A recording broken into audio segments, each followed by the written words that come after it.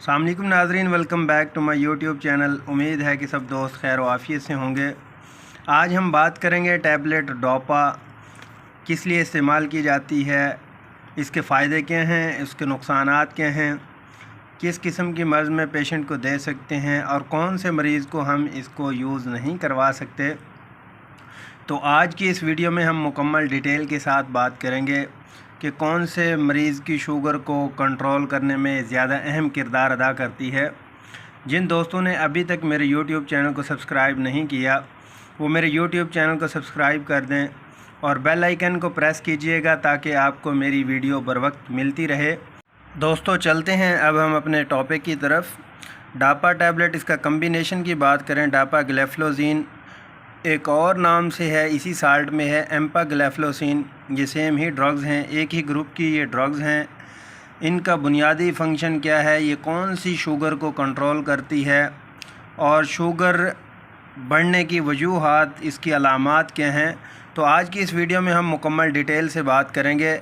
हिलिटन pharma की ये product है, 5 mg और 10 mg में ये होती है। लेकिन अगर हम डोजेज की बात करें, अकॉर्डिंग टू पेशेंट इसकी डोजेज को यूज़ किया जाता है। जहाँ पे शुगर कम है वहाँ पे 5 mg की डोज़ दी जाती है। अगर शुगर ज़्यादा बढ़ रही है, अनकंट्रोल्ड है, तो उसमें डॉक्टर्स हज़रात 10 mg की डोज़ में रिकमेंडेशन देते हैं। दोस्तों ये डापाग्लेफ्लोज़िन जो टैबलेट है ये मार्केट में इजीली आपको मिल जाती है, हर फार्मेसी या मेडिकल स्टोर से इजीली मिल जाती है। इन दवाइयों का बुनियादी मरकज़ और फंक्शन क्या है, जो इनके अंदर SGL2 है, एंजाइम होता है, इसको ये इनहिबिट करती है और जो आपके रीनल ट्यूब्यूल्स में से ग्लूकोज़ को गुज़रना होता है, आपके रीनल ट्यूब्यूल्स को उसके वापस अब्ज़ॉर्ब कर लेती है। लेकिन इस एंजाइम की वजह से जो ग्लूकोज़ की इनहिबिटेशन नहीं होने देती, रीनल ट्यूब्यूल्स के ज़रिए उनके थ्रू अखराज हो जाता है, जिससे एक्स्ट्रा शुगर आपकी यूरिन के ज़रिए निकल जाती है। तो टैबलेट डापा बहुत ही ज़बरदस्त मेडिसिन है। कौन से मरीज़ों में हम इसका इस्तेमाल नहीं कर सकते? जिनके किडनी ज़्यादा वीक हो चुके हों, शुगर बहुत ज़्यादा हाई होने की वजह से उनके जो किडनी में डिफ़ेक्ट आ रहा हो, उनका क्रिएटिनिन बढ़ रहा हो और उसके अलावा GFR उनका अगर बढ़ रहा हो, तो उस सूरत में पेशेंट की जो फ़िज़िकल वेरिएशंस होती है उसके अकॉर्डिंगली इसको यूज़ करवाया जाता है। अगर हम इसके साइड इफ़ेक्ट की बात करें, इसमें नोज़िया, वोमिटिंग और फैटिगो हो सकता है और उसके अलावा यूरिनेशन जो है आपकी बढ़ सकती है, क्योंकि जो भी मेडिसिन है आपकी ये पेशाब आवर होती हैं। जब आप इसको यूज़ करेंगे इससे ये होगा कि यूरिनेशन का जो फंक्शन है वो बूस्टअप हो जाएगा, उससे यूरिन ज़्यादा आएगा और यूरिन के ज़रिए आपकी जो शुगर है उसका अखराज होगा।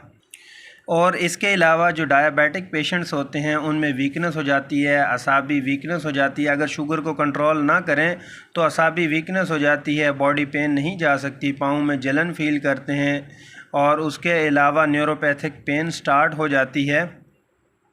और अमूमन जो पेशेंट्स शुगर के हैं उनको स्टमक प्रॉब्लम रहती ही है। शुगर की वजह से स्टमक उनका डिस्टर्ब रहता है मेडिसिन खा के, ताकि वो मेडिसिन मैदे का भी कवर लेते रहें साथ साथ और इस मेडिसिन का इस्तेमाल करें। शुगर को कंट्रोल करने वाली बेस्ट मेडिसिन है, हिलिटन फार्मा की है, मल्टीनेशनल है।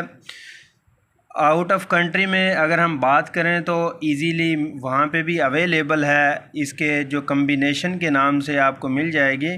जो दोस्तों अगर हम इसकी डोजेज की बात करें तो 5 mg जो 15 ईयर जिनकी एज है उससे नीचे की एज में हम उनको 5 mg में रिकमेंडेशन देते हैं और 15 प्लस एज में इसको 10 mg डोज़ पे रखा जाता है अकॉर्डिंग टू शुगर। अगर शुगर आपकी बहुत ज़्यादा हाई है तो उस सूरत में 10 mg यूज़ होगी।